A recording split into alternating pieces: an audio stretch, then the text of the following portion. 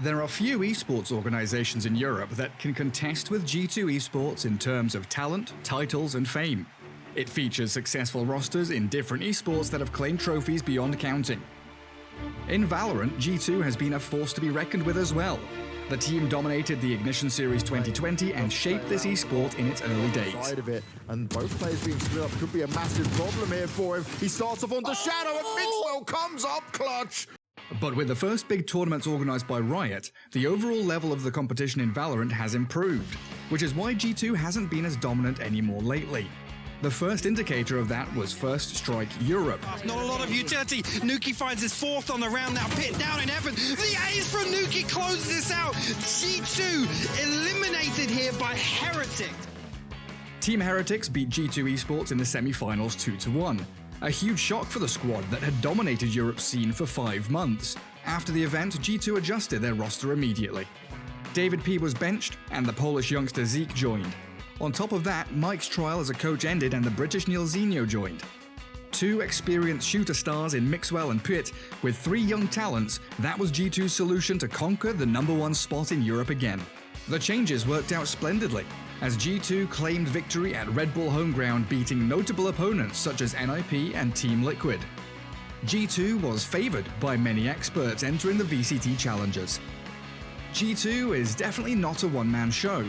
They displayed their excellent team spirit even in hard games, and tactics that aren't easy to read even when they faced a loss.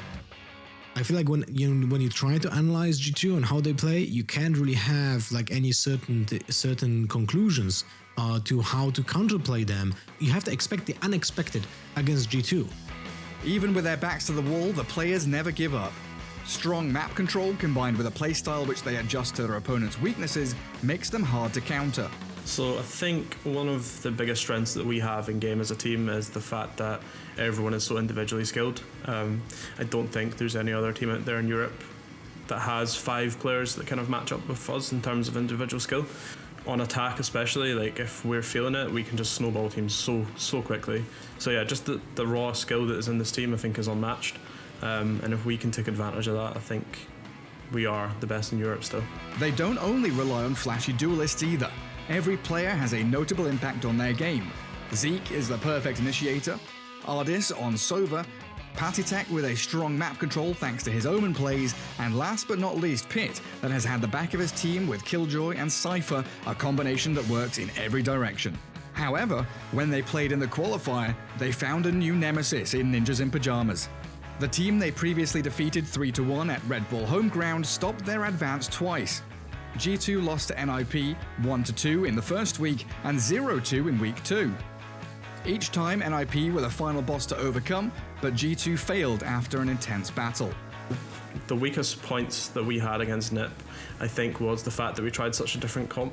I think one of the things that everyone says about G2 is that they're one-dimensional, they're not innovative, and that's something I really want to change when I came in. For now, it's kind of back to the drawing board, go back to more of the basic stuff and try and be innovative with what we have. So yeah, I'm not going to give too much away. Obviously, we learned a lot from NIP. Although losing to NIP twice, G2 is far from being done and still has the potential to reclaim their reputation as Europe's finest. Even Ninja coach Emil had nothing but praise for the enemy team. Like I said before, we are getting better and better with time. G2 deserves a lot of credit. They are winning rounds that only G2 can win. Mixwell playing so good, really making it so hard. Indeed, it is Mixwell who is often considered a crucial factor to G2's games. In his last series against NIP, the Spaniard was able to keep his opponents on their toes. With his flashy plays on his signature agent Jet, he is deadliness personified. The nose, Mixwell, good for 1, good for 2. Over to the Ghost now, looking for that 110 headshot. Dashes out onto sight, but it's being stuck at least for now. Almost a full way, but down he goes. Mixwell with a 4K. They may not be as dominant as they were in 2020, but if they learn from their last matches and play out to their full strengths, there is no doubt they can be a championship contender and may even add more trophies to their famous household name.